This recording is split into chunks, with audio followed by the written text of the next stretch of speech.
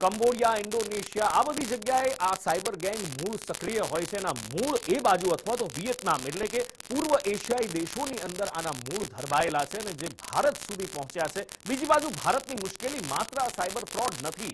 એક વર્ષો જૂની જ્યારથી ભાગલા પડ્યા છે 1947થી ત્યારથી એક માથાનો દુખાવો છે પાકિસ્તાન, જે છાશવારે ભારતને હેરાન પરેશાન કરે છે. પણ એના બધા જ મેલા મનસૂબા ભારતની સુરક્ષા એજન્સીઓ નાકામ કરતી આવી છે અને ગુજરાત એટીએસ એક મોટી સફળતા મેળવી છે. આઈએસઆઈ સાથે જોડાયેલા 2 આરોપીઓની ધરપકડ કરવામાં આવી છે. આર્મીના નિવૃત્ત જવાનની સાથે 2 જાસૂસ ઝડપી પાડવામાં આવ્યા છે. એક મહિલા અને એક પુરુષ જાસૂસની ગુજરાત એટીએસે ધરપકડ કરી છે.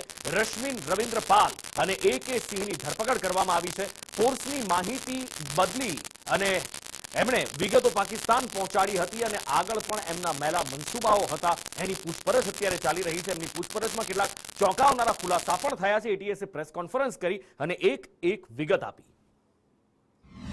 दूसरे आरोपी जो रश्मनी है, जो मूल निवासी है दमन का, यूपी का, पर अभी हाल रहती है दमन में, वो भी व्हाट्सएप में ऑनलाइन में एक खालिद अने अब्दुल सत्तार करके 2 आदमी के साथ संपर्क में आया था.